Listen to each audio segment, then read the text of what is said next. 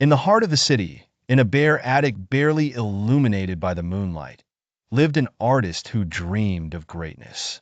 His talent was undeniable, his passion boundless, but the world seemed deaf to his efforts.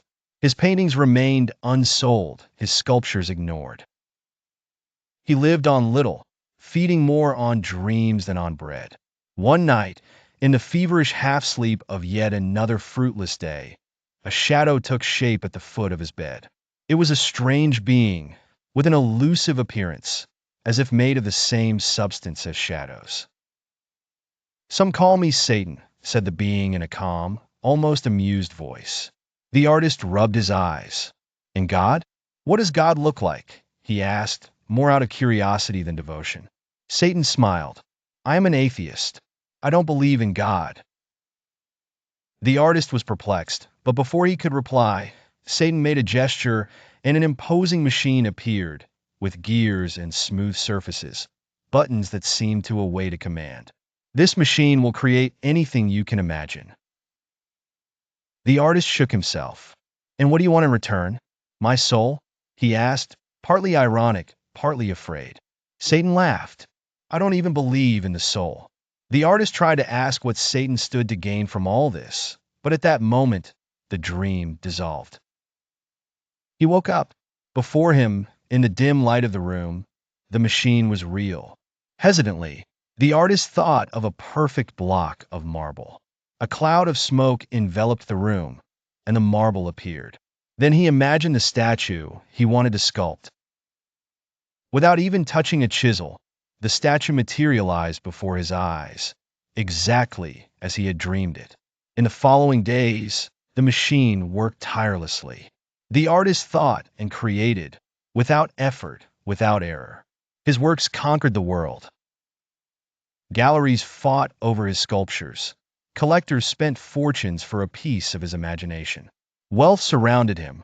Fame crowned him. But inside him grew a restlessness. Every statue was perfect, every painting impeccable, but something was missing. They were not great works. They were creations without soul, without the sweat of effort, without the tremor of doubt. One night, as he stared at his latest sculpture, Satan appeared again, his grin more mocking than ever. "Do you understand now?" he asked. The artist looked at him with anger and dismay. "What did you gain from this?" he shouted. Satan spread his arms. "The greatest pleasure, proving to you that even with the perfect tool, you will never be a truly great artist. You had everything, yet you created nothing worthy of being remembered through the ages." The artist trembled. For the first time, he felt his own impotence. The dream that had nourished him all his life was destroyed. But then an idea struck him like lightning. He turned to the machine and, in a firm voice, ordered, "I want an obelisk. An obelisk without statues, without engravings, but so tall that it reaches the stratosphere."